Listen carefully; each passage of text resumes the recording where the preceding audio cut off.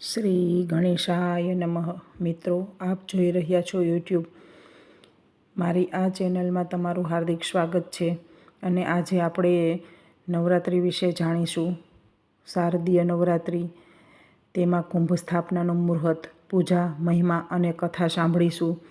અને સાંભળતા પહેલાં તમે મારી ચેનલ પર પહેલી વખત આવ્યા છો તો મારી ચેનલ સબસ્ક્રાઈબ કરી દેજો અને બેલ આઇકન પ્રેસ કરી દેજો, જેથી મારા નવા વિડીયોની માહિતી આપ સુધી તુરંત પહોંચે. ધન્યવાદ.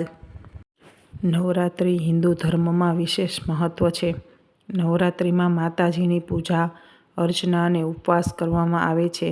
આસો નવરાત્રિ 2024 આડે થોડાક દિવસ બાકી છે. આસો નવરાત્રિમાં ગરબા કરવા ખેલૈયાઓ થનગની રહ્યા છે. ચાલો જાણીએ આસો નવરાત્રિ ક્યારે શરૂ થાય છે.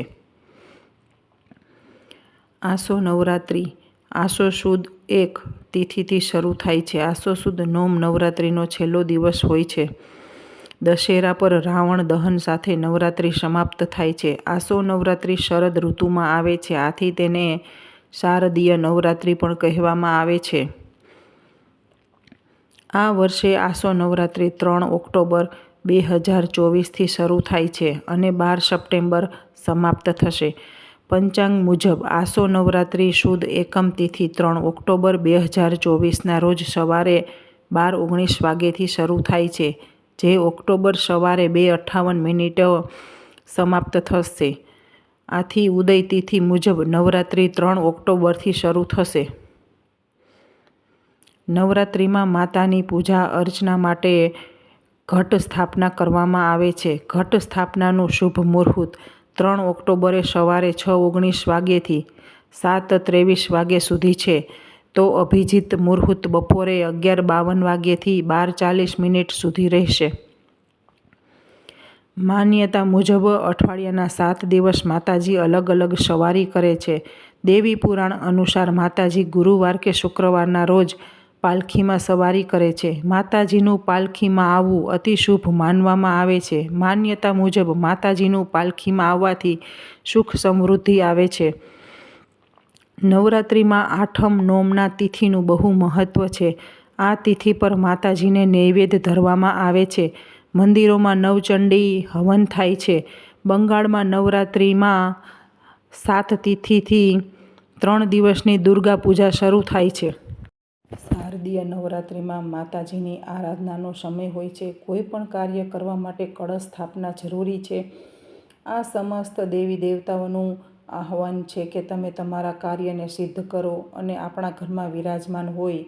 તેથી કળશ સ્થાપનામાં વિલંબ ન કરવો જોઈએ અને સમય અનુસાર કળશ સ્થાપના કરી દેવી જોઈએ. નવરાત્રિમાં તો તેનું અત્યંત મહત્ત્વ છે, તેથી કળશ સ્થાપનામાં વિલંબ ન કરવો જોઈએ અને સમય મુજબ કળશ સ્થાપના કરી દેવી જોઈએ. નવરાત્રિમાં તો તેનું અત્યંત મહત્ત્વ છે.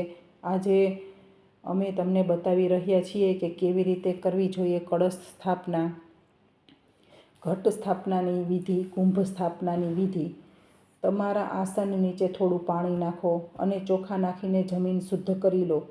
ત્યારબાદ ભગવાન ગણપતિનું ધ્યાન કરો. પછી શંકરજીનું, વિષ્ણુજીનું, વરુણજીનું અને નવગ્રહનું આહ્વાન. પછી મા દુર્ગાની સ્તુતિ કરો. જો કોઈ મંત્ર યાદ નથી તો દુર્ગા ચાલીસા વાંચો. જો એ પણ યાદ નથી તો ઓમ દુર્ગાએ નમઃનો જાપ કરો. ધ્યાન રહે કે કળશ સ્થાપનામાં આખો પરિવાર હાજર હોય. ઓમ દુર્ગયે નમઃ, નવરાત્રિ નમો નમઃ અને જોરથી ઉચ્ચારણ કરતા કળશ સ્થાપિત કરો. જો સ્થાન પર કળશ સ્થાપિત કરો ત્યાં થોડા આખા ચોખા મૂકી દો. જગ્યા સ્વચ્છ હોવી જોઈએ.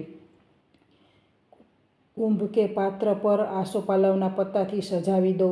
પહેલાં જળમાં ચોખા, પછી કાળા તલ, લવિંગ, પછી પીળી સરસવ અને પછી જવ, પછી સોપારી અને સિક્કો નાખો. હવે નાળિયેર લો, તેના પર ચૂંદડી બાંધો, પાન લગાવો અને દોરો 5 કે 7 વાર લપેટો. નાળિયેરને હાથમાં લઈને માથા પર લગાવો અને માતાની જયકારા લગાવતા નાળિયેરને કળશ પર સ્થાપિત કરી દો. કળશ સ્થાપના માટે મંત્ર આ પ્રકારનો છે: નમોસ્તે સ્તુ મહારૌદ્રે મહાધોર પરાક્રમે મહાબલે મહોત્સાહી મહાભય વિનાશિની. કે ઓમ શ્રી ઓમ. કળશ સ્થાપના પર ધ્યાન રાખો. રોજ કળશની પૂજા કરો. દરેક નવરાત્રિની એક બિંદી કળશ પર લગાવતા રહો. જો કોઈ દિવસે 2 નવરાત્રિ હોય તો 2 બિંદી લગાવતા રહો, કળશની પૂજા દરરોજ કરતા રહો અને આરતી પણ કરો. કોના પર સવાર થઈને આવશે મા દુર્ગા? દેવી ભાગવત પુરાણ અનુસાર નવરાત્રિ દરમિયાન મા દુર્ગા પૃથ્વી પર જ વાસ કરે છે. આવી સ્થિતિમાં તેઓ કોઈ વાહન પર સવાર થઈને આવે છે અને તે જ રીતે પરત ફરે છે. દેવી ભાગવત પુરાણના આ શ્લોક અનુસાર વાર પ્રમાણે દેવીના આગમન અને પ્રસ્થાનના વાહનનો નિર્ણય લેવામાં આવે છે. જો નવરાત્રિ સોમવારે કે રવિવારે હોય તો મા હાથી પર, મંગળવાર કે શનિવાર હોય તો ઘોડા પર, ગુરુવાર કે શુક્રવારમાં પાલખીમાં અને જો બુધવાર આવે તો તે બોટ પર સવાર થઈને આવે છે.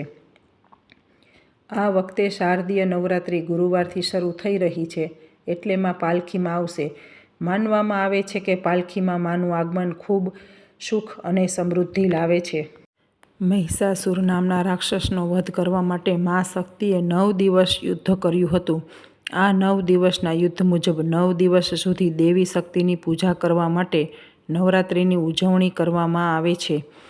મહિષાસુર નામના રાક્ષસનો વધ કરવા માટે મા શક્તિએ 9 દિવસ યુદ્ધ કર્યું હતું. આ 9 દિવસના યુદ્ધ મુજબ 9 દિવસ સુધી દેવી શક્તિની પૂજા કરવા માટે નવરાત્રિની ઉજવણી કરવામાં આવે છે. આ 9 દિવસ દરમિયાન મા દેવી શક્તિના 9 સ્વરૂપની આરાધના કરવામાં આવે છે. નવરાત્રિ દરમિયાન મા શક્તિની આરાધના કરવાથી અપાર શક્તિ પ્રાપ્ત થાય છે. તેથી તો ઘણા લોકો નવરાત્રિ દરમિયાન 9 દિવસ સુધી ઉપવાસ કરે છે અને મા અંબાની આરાધના કરીને તેમની કૃપા મેળવે છે. ત્યારે આવો જાણીએ કયા દિવસે મા શક્તિના કયા સ્વરૂપની પૂજા કરવામાં આવે છે. પ્રથમ દિવસ નવરાત્રિની શરૂઆતના દિવસે માતા શૈલીપુત્રીની પૂજા થાય છે. માતા શૈલીપુત્ર હિમાલયી રાજની પુત્રી છે અને તેમના આ સ્વરૂપની સવારી નંદી છે.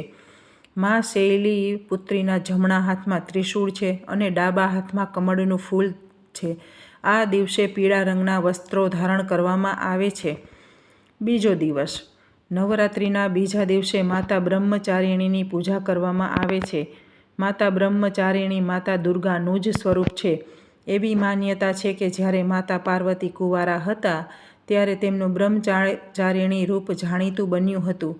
માતા બ્રહ્મચારિણીના એક હાથમાં કમંડળ અને બીજા હાથમાં જાપમાળા છે. આ દિવસે લીલા રંગના કપડાં પહેરવા જોઈએ. ત્રીજો દિવસ આ દિવસે માતા ચંદ્રઘંટાની પૂજા થાય છે.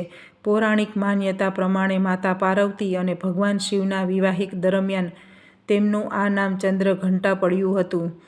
શિવના મસ્તક પર અર્ધચંદ્ર આ વાતનો સાક્ષી છે. આ દિવસે ભૂરા રંગના કપડાં પહેરી શકાય. ચોથો દિવસ નવરાત્રિના ચોથા દિવસે માતા કુષ્માંડાની પૂજા કરવામાં આવે છે. શાસ્ત્રોમાં થયેલા માતાના આ સ્વરૂપના વર્ણન મુજબ માતા કુષ્માંડા સિંહની સવારી કરે છે અને તેમની 8 ભુજાઓ છે. માતાના આ રૂપના કારણે પૃથ્વી પર હરિયાળી છે. માતા કુષ્માંડાને નારંગી રંગ પસંદ છે. પાંચમો દિવસ આ દિવસે માતા સ્કંદ માતાની પૂજા થાય છે.